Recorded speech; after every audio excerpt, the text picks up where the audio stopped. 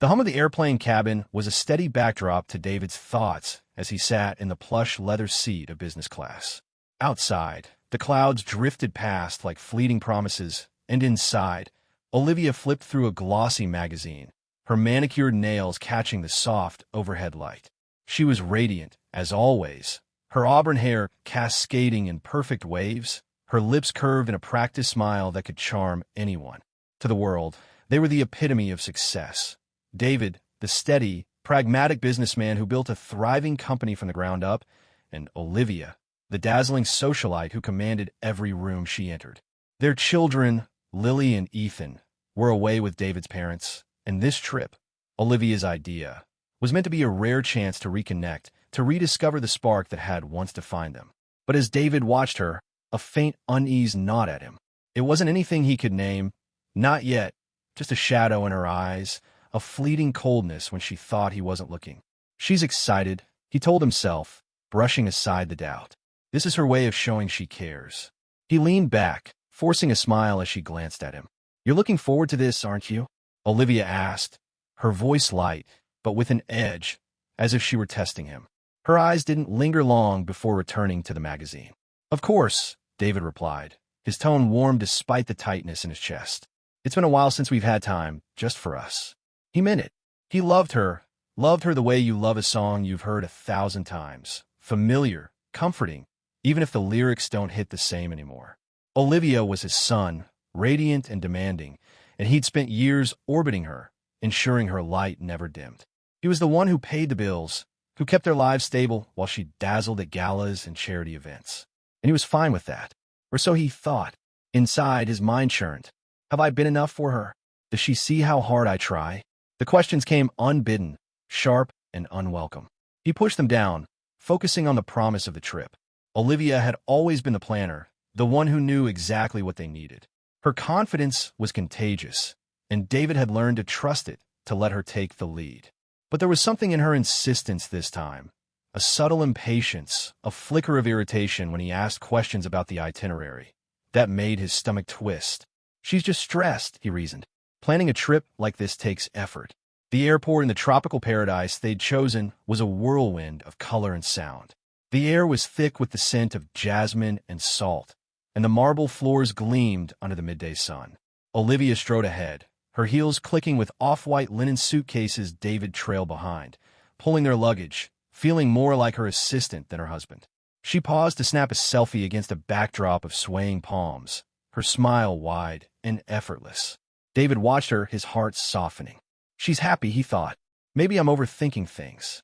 Perfect, isn't it? She called out, waving him over. This is going to be amazing, David. He nodded, his smile genuine this time. Yeah, it is. The resort was a vision of luxury, the kind of place that graced the covers of travel magazines. The lobby was a cathedral of marble and glass, with towering windows that framed the turquoise ocean beyond. A concierge greeted them with chilled cocktails, and David felt the weight of his daily grind begin to lift. This was what they needed, a reset, a chance to remember why they'd fallen in love. Olivia's eyes sparkled as she surveyed the space, her excitement infectious. "Isn't this stunning?" she said, gesturing to the grand chandelier above and the endless stretch of beach visible through the windows. "I knew this place would be perfect." David nodded, impressed despite himself. It was extravagant, far beyond what he'd have chosen. But if it made Olivia happy, it was worth it. He'd always been practical, the one who balanced the books while she dreamed big. And he didn't mind. Her joy was his reward. As they checked in, Olivia leaned close, her voice low and conspiratorial. "This is going to be unforgettable, David. Just you wait." Her words were warm, but her eyes flicked away too quickly, and that shadow of unease crept back into David's chest. He shook it off, chalking it up to jet lag. She's trying, he told himself. This is her way of showing she cares. They were shown to their suite, a sprawling space with a private balcony overlooking the ocean. Olivia flitted about, unpacking her designer dresses and humming softly. David watched her, his heart swelling with a mix of love and longing. This is what we need, he thought. No distractions, no kids, just us. But as he stood on the balcony, the waves crashing below, a memory surfaced. Olivia's distracted tone during their last real conversation, the way she'd brushed off his attempt to talk about their future.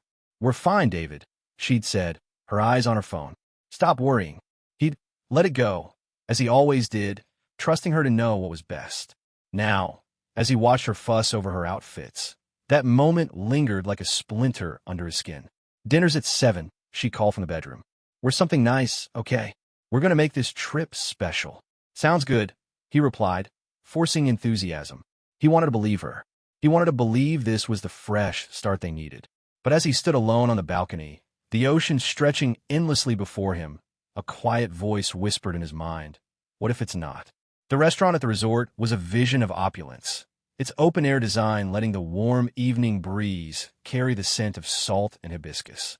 Crystal chandeliers cast a soft glow over tables draped in white linen, and a murmur of conversation mingled with the distant crash of waves. David sat across from Olivia, trying to anchor himself in the moment, but the scene felt like a stage play, one where he didn't know his lines. Olivia, radiant in a flowing emerald dress, was in her element, her laughter bright as she leaned toward the three women who had joined them, Clara, Fiona, and Melissa. They were a whirlwind of designer accessories and practiced charm, their presence turning the intimate dinner David had envisioned into something else entirely.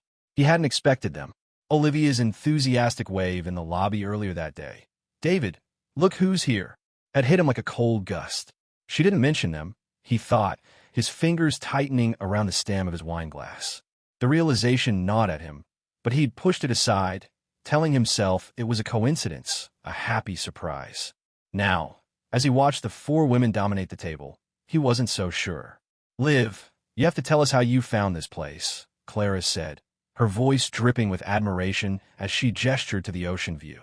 Her diamond earrings caught the light, a reminder of the world Olivia thrived in, a world David funded but never fully belonged to.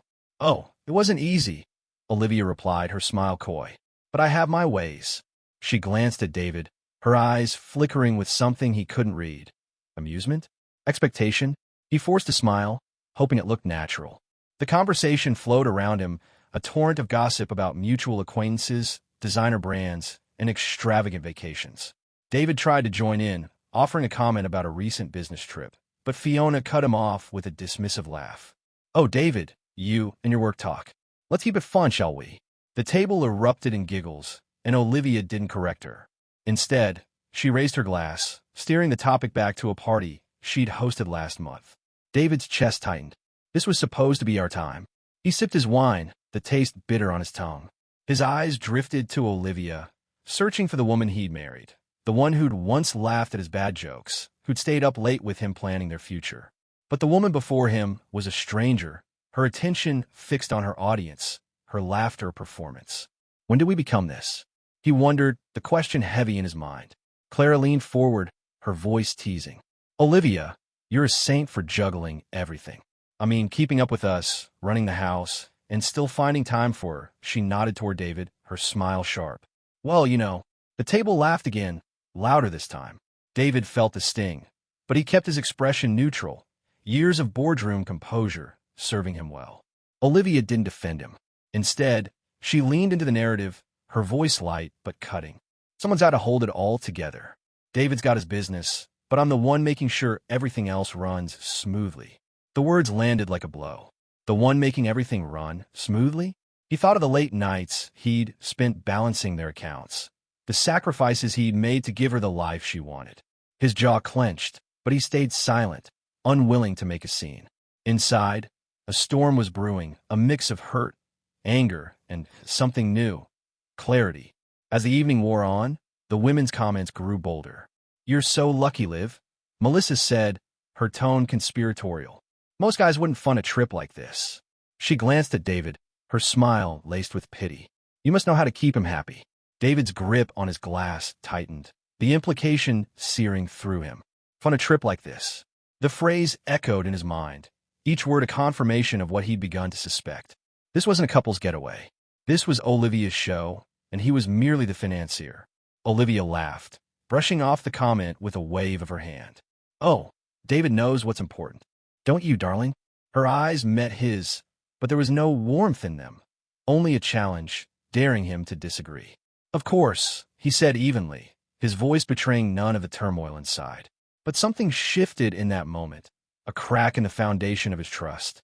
He excused himself, claiming he needed air, and stepped out onto the restaurant's terrace. The ocean stretched before him, vast and indifferent, its rhythm a stark contrast to the chaos in his heart. How'd I not see this? He thought, his hands gripping the railing. How'd I let myself become this prop? Later that night, after Olivia announced she'd be staying in Clara's suite, "We have so much to catch up on, you don't mind, do you?" David found himself alone in their room. The suite, luxurious as it was, felt hollow, its silence amplifying his thoughts. He sat on the edge of the bed, replaying the evening, each memory a fresh wound. Then he heard it, voices drifting through the slightly ajar door of the neighboring suite. David's so predictable. Fiona's voice carried, laced with disdain. "Liv, how do you stand it?" Olivia's laugh was sharp, slicing through the night. "Oh, he's useful. Without his money, we wouldn't be here, would we?"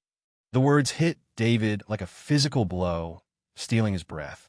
He stood frozen, his heart pounding as Clara chimed in. "You're too good for him, Liv. Honestly, he's lucky you keep him around. He knows his place," Olivia said, her tone casual, as if discussing the weather. "As long as the credit cards work, he's happy to play along."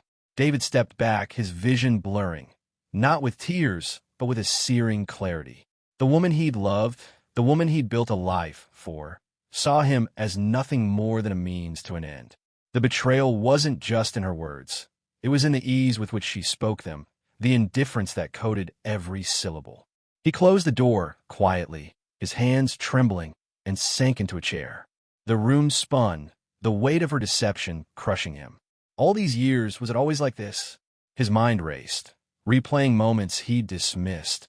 Her evasiveness, her mockery disguised as teasing, her insistence on controlling every detail of their lives. He thought of Lily and Ethan, their innocent faces, and a surge of resolve cut through the pain. They deserve better. I deserve better. He stood, his jaw set, and walked to the balcony. The ocean roared below, its vastness a mirror to the decision forming in his mind.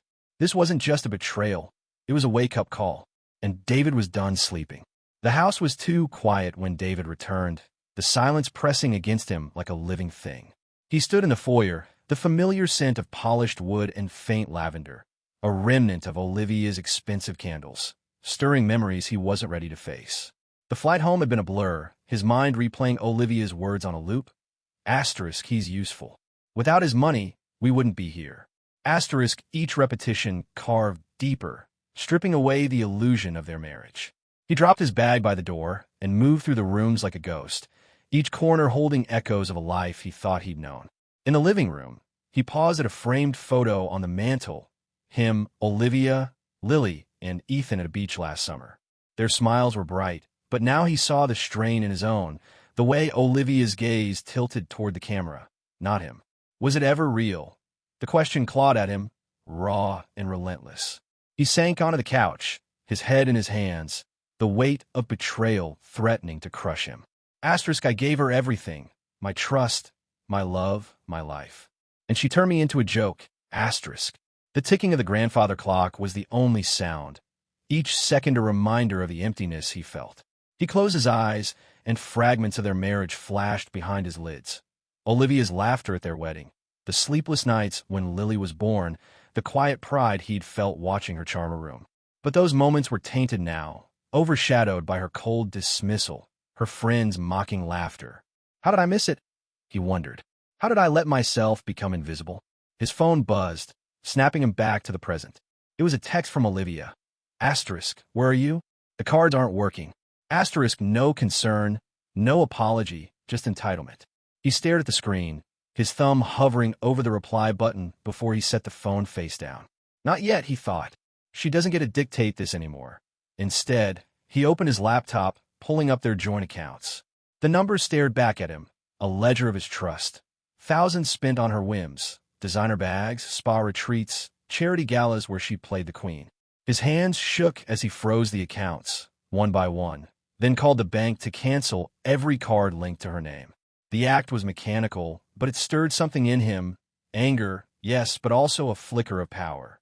For years, he'd let Olivia steer their lives, trusting her vision over his instincts. No more. He leaned back, exhaling a breath he hadn't realized he'd been holding. The silence of the house felt different now, less oppressive, more like a canvas waiting for new colors. He needed someone to ground him, someone who saw him as more than a wallet. He dialed Marco, his childhood friend, whose number he hadn't called in years, not since Olivia deemed him too rough around the edges for her circle. The phone rang twice before Marco's warm voice came through. "David? Man, it's been forever. You okay?" The concern in Marco's tone broke something in David. "No," he admitted, his voice low. "Olivia, she's been using me. Marco. This whole trip, her friends, it was all a lie. I'm done." There was a pause, then Marco's voice, steady and sure. "I'm coming over. Don't move." An hour later, they sat at the kitchen table, the dim light casting long shadows across the oak surface. Marco listened as David poured out the story. The resort, the betrayal, the overheard conversation that shattered his world. When he finished, Marco leaned forward, his eyes fierce with loyalty. "She's a fool, David. You gave her everything, and she threw it away. But you're stronger than this. You always have been." David shook his head, doubt creeping in. "I don't feel strong. I feel lost." Marco's hand landed on his shoulder, firm and grounding. "You're not lost. You're waking up. She made you forget who you are, but I remember. You're the guy who built a business from nothing, who'd give a shirt off his back for someone he loves. You're still that guy, and you don't need her to prove it." The words hit David like a lifeline. He looked at Marco, seeing the friend who'd stood by him through teenage scrapes and early struggles, before Olivia's world consumed him. He's right, David thought. I've been living for her, not for me. For the first time since the resort, he felt a spark of hope, fragile but real. Later, alone in his office, David stood by the window, the moonlight painting the lawn in silver. The pain was still there, a dull ache in his chest, but it was no longer paralyzing. He thought of Lily and Ethan, their laughter, their trust in him. They deserve a father who's whole, he told himself. And I deserve a life where I'm seen. He didn't know what came next, but he knew one thing. He was done being Olivia's shadow. The man he'd been was gone, but the man he could become? That man was just beginning to rise. The morning light filtered through the kitchen window, casting a pale glow over the oak table where David sat, a steaming mug of coffee in hand. The house was still, save for the faint hum of the refrigerator, but his mind was anything but quiet. Olivia's betrayal had left a wound that throbbed with every memory. Yet last night's conversation with Marco had ignited something new, a resolve to take back his life. He opened his laptop, the screen illuminating a string of notifications. Declined transactions, all linked to Olivia's attempts to use the cancel cards. A grim satisfaction settled over him. She's learning now. Back at the resort, chaos was unfolding. The elegant dining hall, with its polished marble floors and panoramic ocean views, had become a stage for Olivia's unraveling.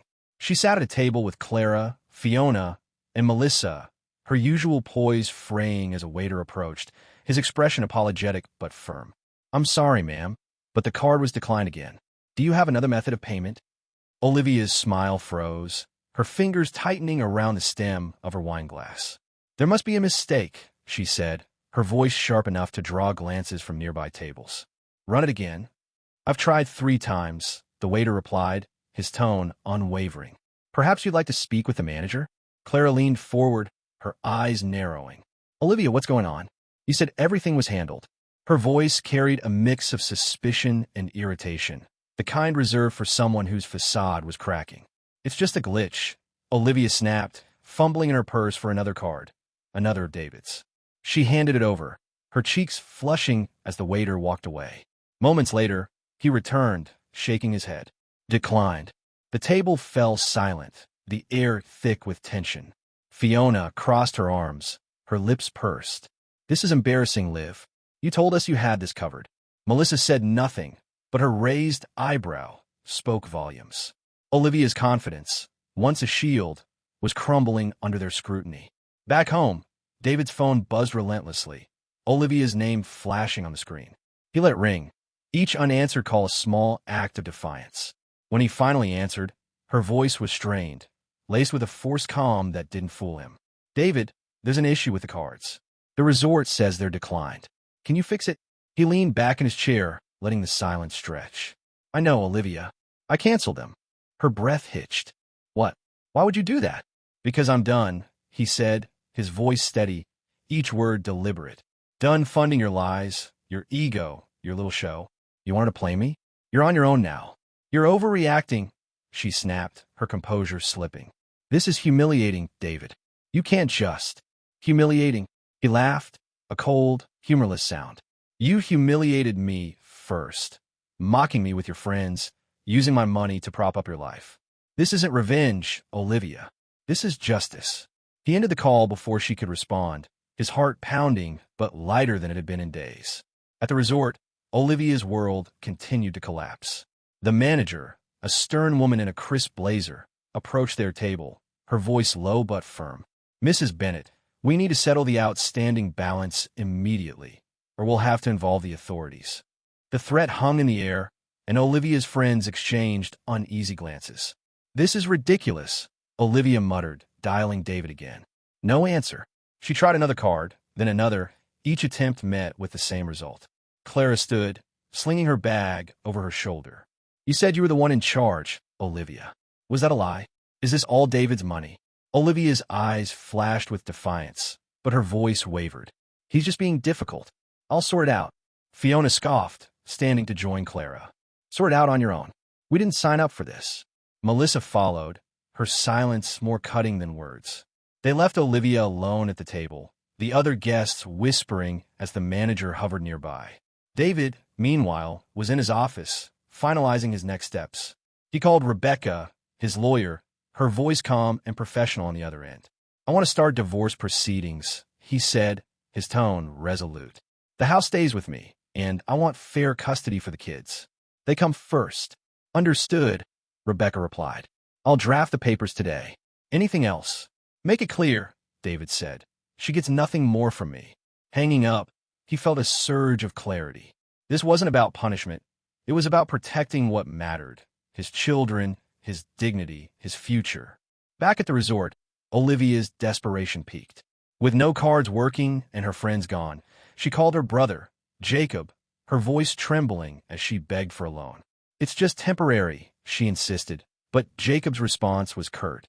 You've got to stop this, Olivia. David gave you everything, and you blew it. He sent the money, but the lecture left her seething and alone. As the sun set over the ocean, David stood on his porch, the cool evening air grounding him. The pain of Olivia's betrayal still lingered, but it was no longer a chain. He thought of Lily and Ethan, their trust in him, and of Marco's words. You're stronger than this. For the first time in years, he believed it. Olivia's world was crumbling, but his was just beginning to rebuild. The autumn air was crisp, carrying the scent of fallen leaves as David stood by the lake, its surface rippling under a gentle breeze. The water reflected the golden hues of the setting sun, and for the first time in months, he felt a quiet peace settle over him. Lily and Ethan raced along the shore, their laughter echoing through the trees, chasing each other with sticks they'd fashioned into pretend swords. David watched them, his heart swelling with a love that grounded him, a love that had carried him through the wreckage of his marriage. They're my why, he thought. They always will be.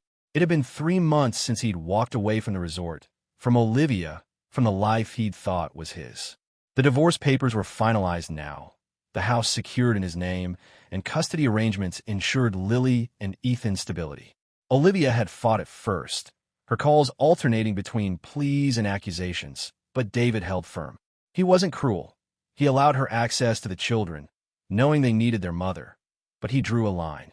She would no longer control him. One evening, as he'd sat with Lily and Ethan in the living room, he'd explained the changes with a care that belied the ache in his chest. Your mom and I won't live together anymore, he'd said, his voice steady.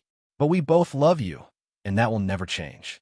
Lily's eyes had welled up, and Ethan had frowned, processing the news in silence. Will you be okay, Dad? Ethan had asked, his small voice piercing David's heart. I will, David had promised, pulling them close. And so will you. Now, as he stood by the lake, those words felt true. The pain of Olivia's betrayal lingered, a scar that might never fully fade, but it no longer defined him. He'd rediscovered pieces of himself, hobbies he'd abandoned, friends he'd neglected, a sense of worth that didn't hinge on someone else's approval. Marco had been his anchor through it all, Their weekly coffees a reminder of who David was before Olivia's world consumed him. That morning, Marco had joined them at the lake, arriving with a thermos of coffee and a grin. "You look good, man," he'd said, clapping David on the shoulder. "Like you're finally you again." They'd sat on a bench, watching the kids play, and David had felt a gratitude he couldn't voice. Marco didn't fix him. He simply reminded him he was worth fixing. Olivia, meanwhile, was navigating her own fallout. Word of her financial troubles had spread through her social circle, her once loyal friends scattering like leaves in the wind. She'd found work at a boutique, a humbling step for someone who'd once scoffed at ordinary jobs. Her brother, Jacob, had called David once, exasperated. "She's still blaming everyone but herself," he'd said. "But she's trying, I think." David had nodded, unsurprised. "That's up to her now," he'd replied. Olivia's journey was no longer his burden. One day, she'd asked to meet, her voice softer than he'd ever heard. Against his better judgment, he'd agreed, choosing a quiet cafe near the park. She arrived looking different, her designer clothes replaced by a simple sweater, her face bare of the makeup she once wore like armor. "Thank you for coming," she said, her hands clasped tightly on the table. "I needed to say I'm sorry. For everything." David studied her, searching for the woman who'd mocked him so easily. All he saw was someone diminished, not by him but by her own choices. "I took you for granted," she continued, her voice breaking. "You gave me everything, and I didn't see you. I'm so sorry." The apology stirred something in him. Not forgiveness, not yet, but a flicker of closure. "I appreciate that," he said, his tone measured. "But sorry doesn't undo what happened. I moved on, Olivia. You should too." She nodded, tears in her eyes, and they parted without promises. It wasn't reconciliation, but it was enough. Life without Olivia was simpler, richer. David threw himself into his work, landing new clients with a passion he'd forgotten he had. He took Lily and Ethan hiking, taught them to cook, laughed with them over board games. One evening, as they sat around the dinner table, Lily looked at him, her eyes thoughtful. "Dad, you seem happier now." The word caught him off guard, but he smiled. "I am, sweetheart. Because I have you too." He'd also met someone, Emily, a kind, grounded woman he'd crossed paths with at a community event. Their connection was new, tentative, but it felt real, built on mutual respect rather than obligation. She didn't need him to be anything but himself, and that was a gift he hadn't known he craved. As the sun dipped below the horizon, David called to Lily and Ethan. "Time to head home." They ran to him, their cheeks flushed with joy, and he ruffled their hair, his heart full. Marco joined them, slinging an arm around David's shoulders. "You did good, man," he said quietly. "You're building something real." David nodded, the lake shimmering in the twilight.